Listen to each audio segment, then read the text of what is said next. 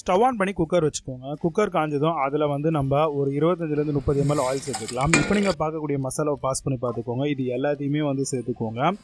இதெல்லாம் பொரிஞ்சு வந்தோடனே 2 பச்சை மிளகா காரத்துக்காக சேர்த்துக்கிறோம். 3 வெங்காயம் நல்லா வந்து நறுக்கி நீட்டு வாக்கில் மெலிசாக அரிஞ்சு சேர்த்துருக்கோம். அது எல்லாமே நல்லா வதக்கிட்டுடலாம். வதங்கினதுக்கப்புறம் ஒரு கை நிறைய இஞ்சி பூண்டு பேஸ்ட்டு போட்டு அதையும் நல்லா வதக்கிக்கோங்க. வதங்கினதுக்கப்புறம் நம்ம ஒரு 2லேருந்து 2.5 தக்காளி நம்ம நல்லா சாப் பண்ணி அதையும் சேர்த்துக்கலாம். சேர்த்து எல்லாம் நல்லா குழையிற வரைக்கும் நல்லா வந்து பார்த்திங்கன்னா வதக்கி விட்டுருங்க. இப்போ எண்ணெயில் எல்லாம் நல்லா வதங்கினதுக்கப்புறம் ஒரு கை நிறைய வந்து பார்த்திங்கன்னா புதினாவையும் கொத்தமல்லியையும் சேர்த்துக்கோங்க. சேர்த்துட்டு இதையும் நல்லா மிக்ஸ் பண்ணி விட்டுருங்க. ஆல்மோஸ்ட் இப்போ உங்களுக்கு வந்து சூப்பராகவே ரெடியாக இருக்குது.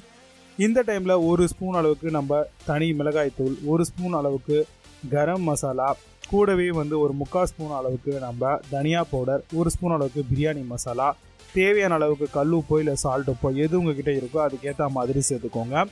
ஒரு கப் நிறைய வந்து நம்ம சோயா சங்க்ஸை வந்து தண்ணியில் ஊற வச்சுருந்தோம். அது எல்லாம் பிழிஞ்சு இது கூடவே சேர்த்துட்டு ஒரு 1/4 கப்பு சின்ன கப்பில் நம்ம தயிர் வந்து சேர்த்துக்கலாம்.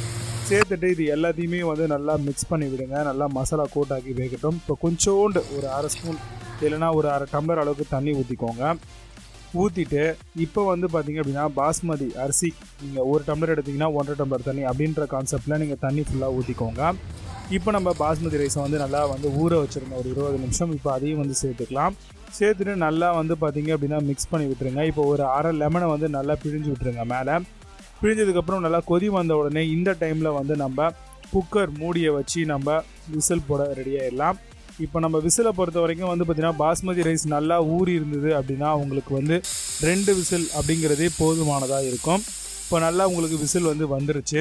இந்த டைமில் விசில் ஓப்பன் பண்ணிவிட்டு நம்ம அழகாக மிக்ஸ் பண்ணிவிட்டு அதை பிளேட்டில் சர்வ் பண்ணலாம். ரொம்பவே சூப்பராக இருக்கும். கண்டிப்பாக ட்ரை பண்ணி பாருங்கள். சோயா சங்க்ஸ் பிரியாணி இது அல்டிமேட்டான டேஸ்ட் இருக்கும். நிறைய விதமான மசாலா சேர்த்து இருக்கிறதுனால ரைத்தாவோட வச்சு சாப்பிடுங்க.